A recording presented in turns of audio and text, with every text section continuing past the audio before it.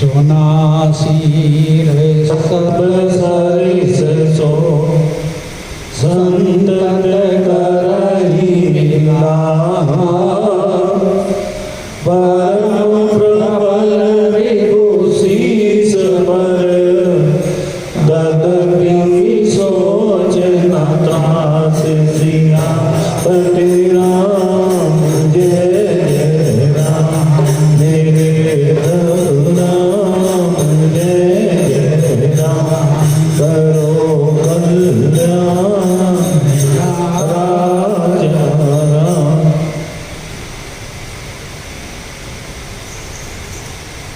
परमादरणीय समुपस्थित मानस प्रेमियों भगवत चरणारविंद नमः। लंका कांड में सुन रहे हैं कि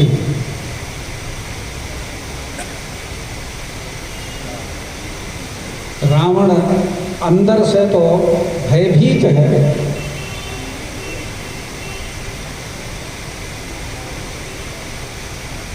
प्रकट में अपना भय जाहिर नहीं करता और सभा से उठ के घर गया तो मंदोदरी ने खिंचाई कर दी और फिर मंदोदरी से सभा में आया। यहाँ मंत्रियों से पूछा तो मंत्रियों ने तो उसकी जैसे वो चाहता था उसकी इच्छानुसार बात कही, परंतु उसके पुत्र प्रहस्त ने उसकी खिंचाई कर दी।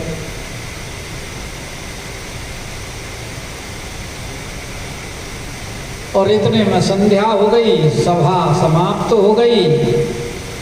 तो संध्या के बाद जैसा नियम था रावण का,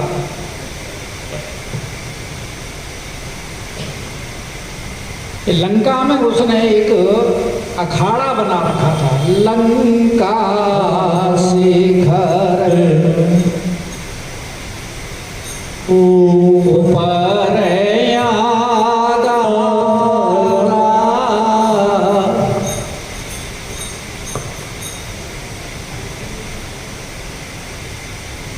लंका जिस शिखर पर बसी हुई थी उसमें भी छोटे छोटे और शिखर थे और उन्हीं में एक ऊंचे शिखर के ऊपर उसने अपना अखाड़ा बनाया हुआ था, जहां संत लोग कहते हैं कि शिव का मंदिर था और भगवान शिव नटराज हैं, नृत्य प्रिय हैं, तो वहां नृत्य होता है। बड़े बड़े संगीतज्ञ वादन करते थे, अप्सराएं नृत्य करती थी। वैसे तो लंकाई बड़ी विचित्र थी। कनक कोटि विचित्र मणिकृत सुंदरायतना घना।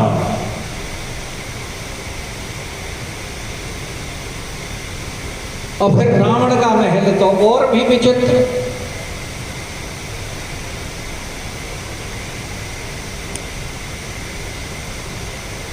हनुमान जी ने जब गए हैं तो वहां देखा उन्होंने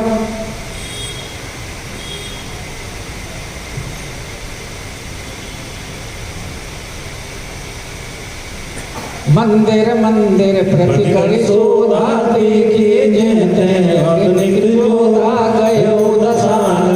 मंदिर अति विचित्र कही जात सोना।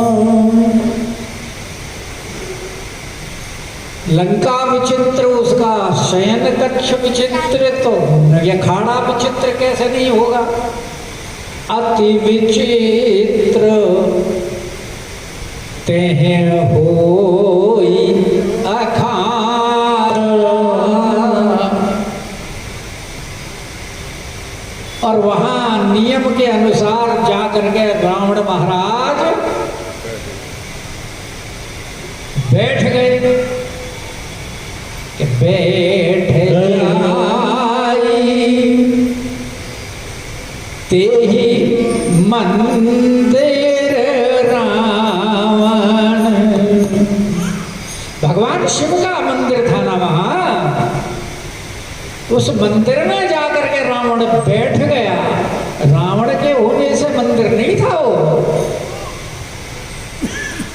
तो भगवान शिव का मंदिर था। ऐसे ही लंका में जब हनुमान जी ढूंढ रहे जानकी जी को, तो वहां जो कहा है ना कि मंदिर मंदिर प्रतिकर शोभा, वो निशाचरों के रहने से मंदिर नहीं था, क्योंकि निशाचर पूजा पाठ का और उनका क्या मेल। पर हनुमान जी जिस भवन में चले जाए तो वो तो मंदिर ही हो गया। जहाँ शोध करें, हनुमान जी जहां पहुंच गए और फिर उन्होंने उसको शोधा, और शोधने के बाद में तो फिर स्वच्छ हो जाती है, और वहां फिर हनुमान जी विराजमान हैं।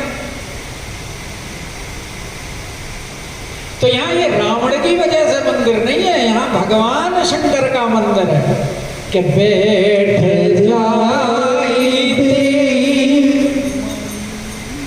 मंदिर रावण। और वहां क्या देख रहा है कि किन्नर एक जाति होती है। ये हमारे यहाँ जो किन्नर घूमते हैं ये नहीं, वो मनुष्यों से एक ऊपर की जाति होती है, निशाचरों से भी ऊपर जाति होती है। निशाचर भी मनुष्यों से ऊपर की यही, देवताओं की योनि में आती है। देवताओं से नीचे की योनि में आती है। किन्नर और गंधर्व वो देवताओं से नीचे आते हैं। गंधर्वों का भी गान वगैरह करने का है, तो वहां किन्नर गुणगान कर रहे हैं।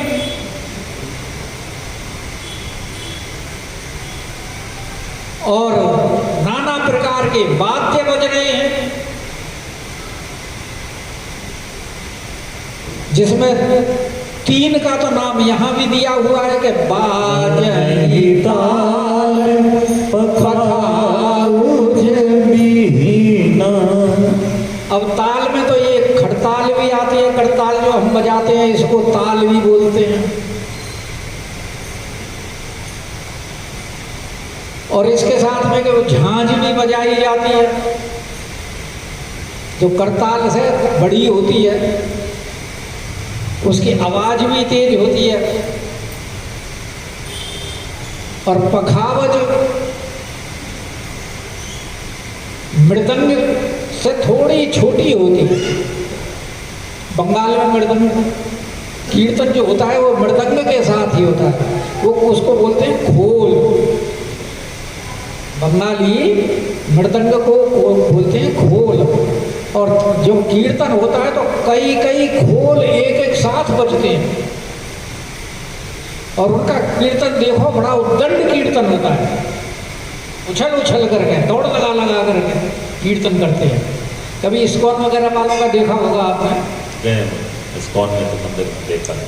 तो इस्कॉन वाले को बंगाल की ही तो परंपरा है, चैतन्य महाप्रभु वाली।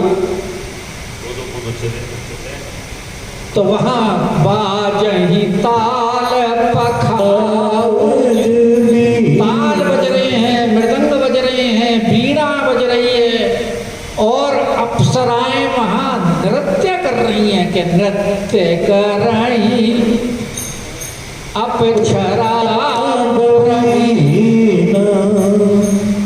और नृत्य करने में तो अप्सराएं बड़ी प्रवीण हैं, क्योंकि नृत्य का अभ्यास है स्वर्गलोक में इंद्र की सभा में नृत्य करने का।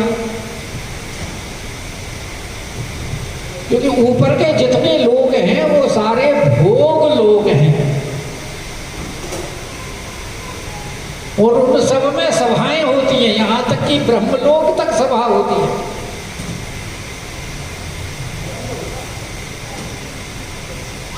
अबे भूलोक में भी जब होती है तो ऊपर के लोकों में क्यों नहीं होंगी? वो तो वहां जाते ही वो लोग हैं जिन्होंने सत्कर्म किए होते हैं और उनका सुख भोगने के लिए उन्हें ऊपर के लोग मिलते हैं।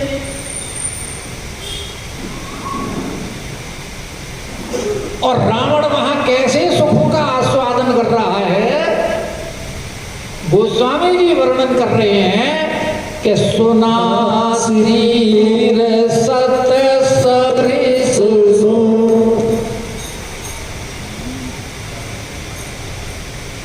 इंद्र को इतने सुख का भोग करता है स्वर्ग लोक में, तो जितना इंद्र अपने स्वर्ग लोक में जिस सुख का भोग करता है, ऐसे सैकड़ों इंद्रों के समान रावण भोग कर रहा है।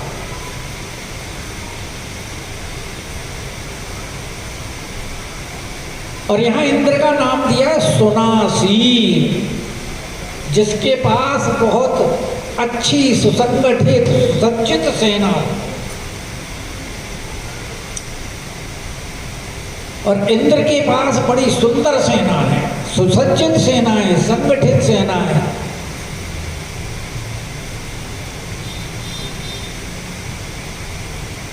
और इंद्र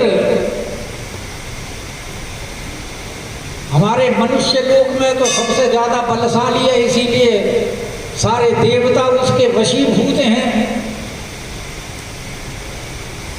इंद्र के ही वशीभूत वरुण हैं, वायु हैं, ये जितने भी हैं समस्त दिक्पाल उसके ही अंडर आते हैं। उनका राजा है ना। और इंद्र बनता कौन है? जो 100 अश्वमेघ यज्ञ पूरे कर लेता है उसको इंद्र की पदवी प्राप्त होती है। इसीलिए इंद्र 99 यज्ञ तक तो शांत रहता है, लेकिन 100वां यज्ञ पूरा नहीं करने देता, कलर डाल देता। सगर जी के यज्ञ का घोड़ा उठा करके बांध दिया था कपिल मुनि के आश्रम में,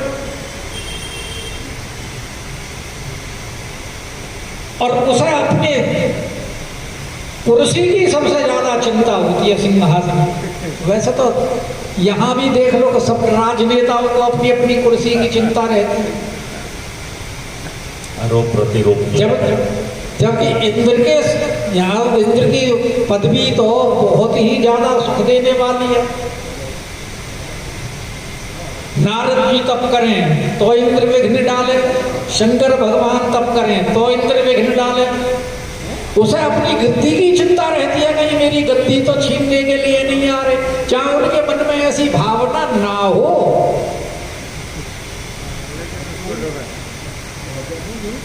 इसीलिए उसकी स्वान भगवान से उपमा की गई है ना इंद्र की, कि इंद्र की उपमा कुत्ते के साथ की गई है।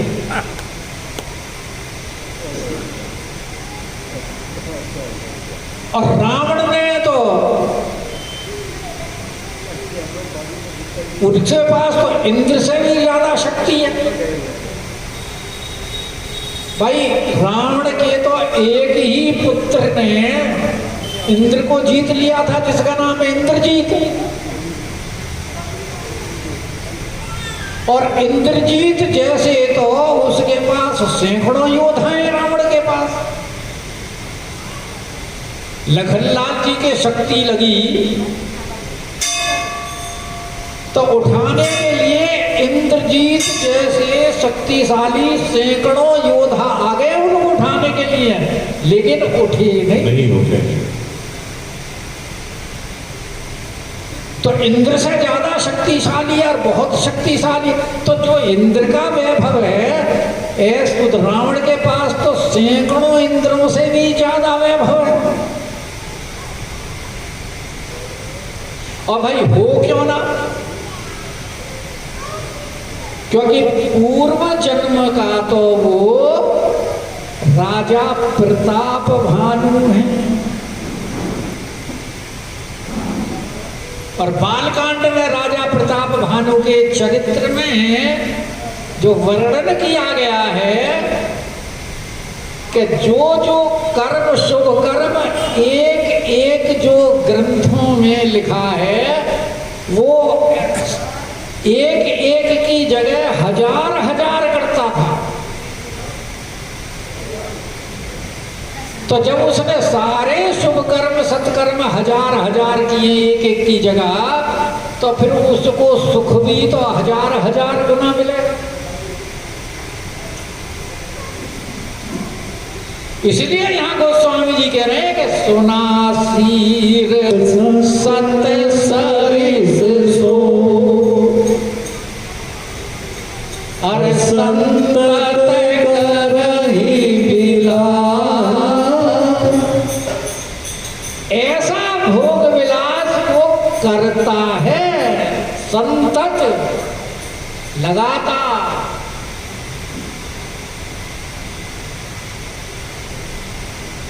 और ऐसे शक्तिशाली जिसके पुत्र जिसके पास ऐसे शक्तिशाली योद्धा,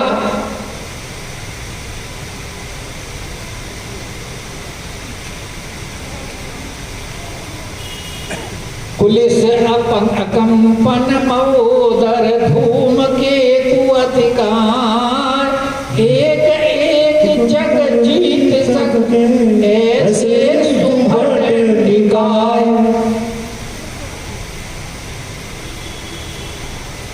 देखो अपने आप को इतना शक्तिशाली मानता है कि उसके तभी तो जब चला था सभा के लिए, तो यहाँ गोस्वामी जी ने वर्णन किया है कि भवन चले निरखत भुजे भीषा। अपनी भुजाओं की तरफ देख करके ऐसे चल रहा है कि वो तेरे समान कौन है। अंगद से भी उन्होंने यही बात कही है, आगे प्रसंग आएगा अंगद का, तो रावण ने यही कहा है कि ये मेरी 20 भुजाएं नहीं है, समुद्र हैं, बड़े बड़े योद्धा इसमें डूब गए।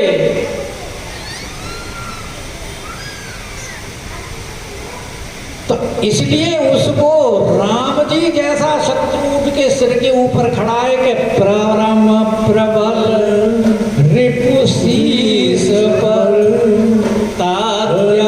सोच न त्राण। कि राम जी जैसा परम प्रबल शत्रु उसके सिर पर आकर के बैठा है समुद्र पार करके, लेकिन उसे किसी बात की चिंता नहीं है।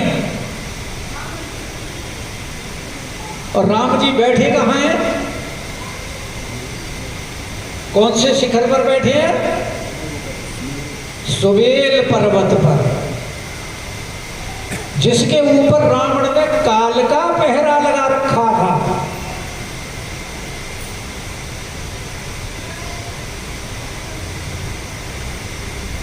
और वहां जब हनुमान जी लंका पार करके गए हैं तो सबसे पहले उसी पर्वत पर पहुंचे हैं।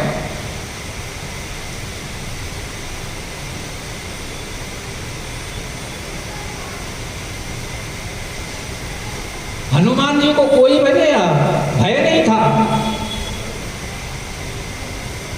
वारिधि पार गयो मत भीरा, कहाँ जिराई देखी बन शोभा, गुंजत चंचरीक मधुलोभा। उससे पहले वो आता है ना, पर्वत कौन सा है वो लाइन, जिस पर्वत के ऊपर चढ़ करके उन्होंने देखा है ना ये लंका को। गुंजत चंचल नाना तरफ फूल सा है, पहले लाइन आती है उसमें, मैं भूल गया। चलो जाने तो वहाँ हनुमान जी ने उस इसी सुबेल पर्वत पर चढ़ करके लंका को, जब वहाँ कनक कोटि विचित्र मणिकर सुंदर, वो कहाँ से देखा है? इसी पर्वत के ऊपर से चढ़ के उन्होंने देखा है। तापर धाय चढ़े भय त्यागे, शैल विशाल देखे अगर आगे, तापर धाई चढ़े भय त्यागे। उमान कछु कप के अधिकारी, प्रभु प्रताप जो काल ही खाई। और वैसे तो राम जी की सेना में सारे ही प्रबल हैं, लेकिन हनुमान जी तो अति प्रबल हैं और राघवेंद्र सरकार तो परम प्रबल हैं। वो तो मारीच इत्यादि ने सबने वर्णन करके बताया है, कालों के काल। लेकिन रावण को फिर भी इनसे डर नहीं है और वो वहां भोग विलास में मस्त है। और यहाँ के यहाँ सुबेल रघुवीरा। अब कहते हैं वो रावण को तो वहां अखाड़े में रहने दो, हम तो राघवेंद्र सरकार के यहाँ क्या हो रहा है वहां चलते हैं। माँ का वर्णन सुनो। अब क्योंकि राम जी के पक्षपाती हैं तुलसीदास जी, तो इसलिए अब वहां को तो छोड़ दिया रावण को, तो अब कहता है राम जी यहाँ आ जाओ, राम जी के पास। वहां छोड़ के यहाँ यहाँ सुबेल से रघुवीरा। उस सुबेल पर्वत के ऊपर राघवेंद्र सरकार विराजमान है। उतरे से सहित अति धीरा।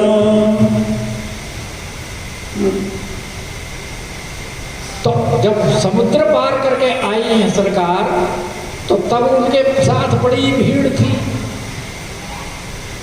समुद्र पार करने के समय बड़ी भीड़ थी। समुद्र पार करके आ गए तो भगवान ने आदेश दे दिया, जाओ भाई अपने फल मूल खाओ। तो सारे इधर उधर फैल गए और जब खा पी करके फिर वहीं शैल पर्वत पर आ गए आसपास उसके। तो वो सुबेल पर्वत पे अब राघवेंद्र सरकार बैठी है, तो उनके जो जूथप हैं वो उनके साथ हैं और उनकी बहुत भीड़ है कि उतरे सेन सहित अति भीरा। क्योंकि चारों तरफ सेना है और बीच में उस पर्वत के ऊपर सरकार है, राजा और सेनापति मंत्री इत्यादि तो बीच में ही रहते हैं। और उस सुबेल पर्वत पर भी एक और ऊंचाई पर चोटी बनी हुई है पर्वत की, कि शिखर उतंग। वैसे ये सुबेल पर्वत भी बहुत बड़ा है।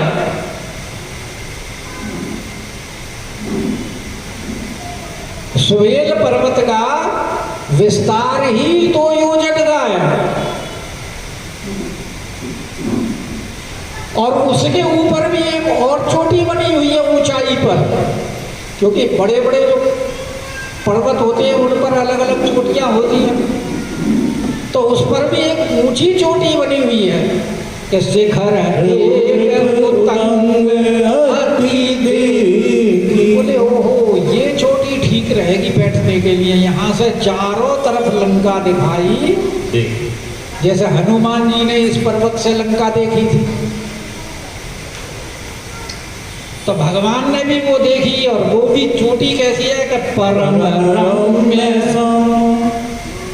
एक तो वो बड़ी रमणीक है, बड़ी सुंदर है,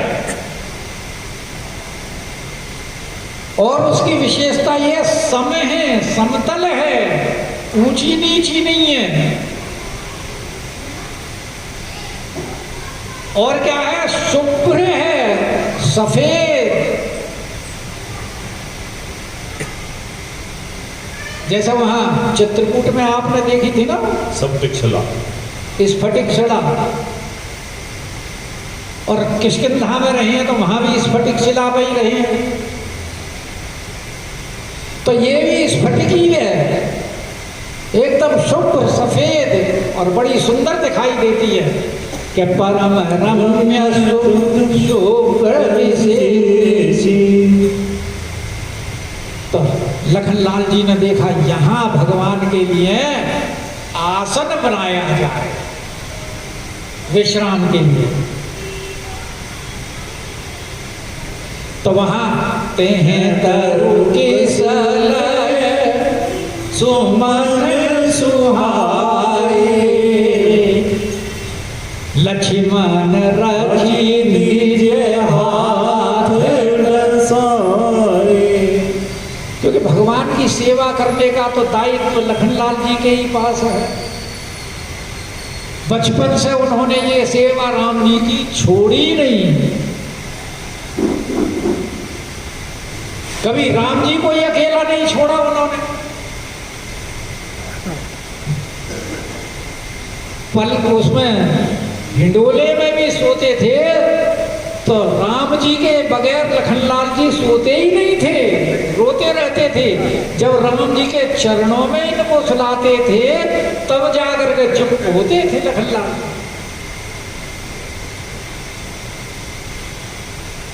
इतना प्रेम, इसलिए उन्होंने सरकार के लिए बड़े कोमल कोमल पत्ते तोड़ तोड़ करके पहले उनको बिछाया और उसके ऊपर बराबर आकार के बड़े सुंदर सुंदर कोमल कोमल पुष्पों को बिछाया और अपने हाथ से ये सेवा की है। लक्ष्मण रचि निज हाथ डसाए, अपने हाथ से बिछा करके सजाया है और फिर उसके ऊपर तापर रुचिर मृदुल मृग छाला। अब उसके ऊपर उन्होंने एक मृग छाला बिछाई और मृगछाला भी कैसी है? रुचिर और मृदुल। कौन सी मृगछाला है ये?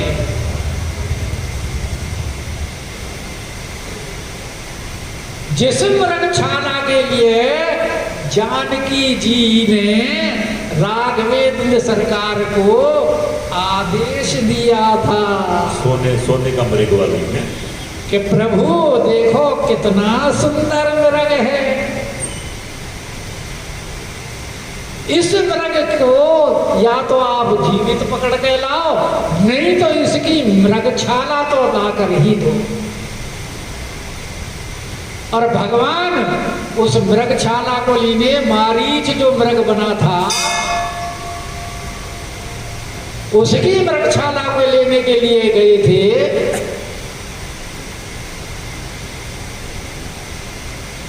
तो वो मृगछाला जो भगवान उस मृग की उतार के लाए हैं, क्योंकि इधर से जब लखनलाल जी गए हैं तो लखनलाल जी को रास्ते में राघवेंद्र सरकार मिले हैं, मारीच को मार करके जब आ रहे हैं मृगछाला लेकर के, तो वो मृगछाला उस समय लखनलाल जी को दी। तब से वो मृगछाला लखनलाल जी, क्योंकि फिर जानकी जी से मिलने का तो अवसर मिला ही नहीं, इधर तो वो रावण हरण करके ले गया। अच्छा, रामचरितमानस में नहीं है, रामचरित ये प्रसंग है गीतावली में कि राघवेंद्र सरकार ने मृगछाला लखनलाल जी को दी है और तब से लखनलाल जी उसको बड़े सहेज कर रखते थे। अब यहां अवसर मिला है प्रथम बार उसको बिछाने का, क्योंकि अब समुद्र पार भी आ गए हैं और वो मृगछाला को दिखा करके रावण के प्रति क्रोध को उद्दीप करना है लखनलाल जी, ताकि रावण को मारने में भगवान शीघ्रता करें। क्योंकि हनुमान जी के लिए द्वारा संदेश तो लखनलाल जी के लिए भी तो भिजवाया है जानकी जी ने। अनुज समेत गए वो प्रभु चरण, और लखनलाल जी भी इसीलिए तब से आ तो रहे जल्दी से जल्दी भगवान का जानकी जी से मिलन हो। जब भगवान समुद्र के किनारे आकर के बैठे तो लखनलाल जी सबसे पहले क्रोधित हुए। देव देव आलसी पुकारा, कादर मन कहूँ एक अधारा, है ना? क्यों महाराज, क्यों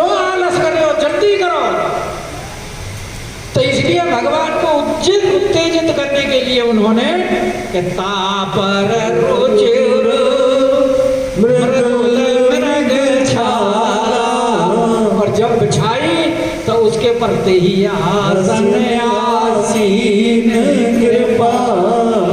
अब राघवेंद्र सरकार उसके ऊपर आसीन हो गए। विराजमान हो गए।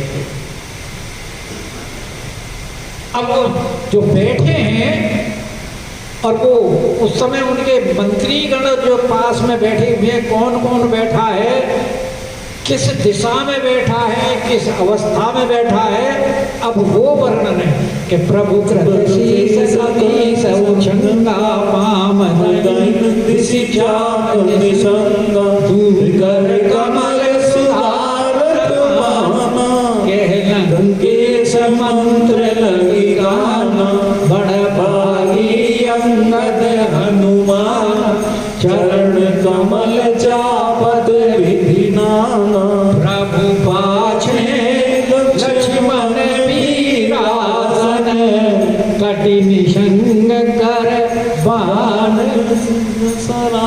सुग्रीव जी किस तरफ हैं, विभीषण जी किस तरफ हैं, अंगद हनुमान कहाँ है, धनुष बाण कहाँ है, क्या हो रहा है, ये सब वर्णन करेंगे कल। यही विधि कृपा धाम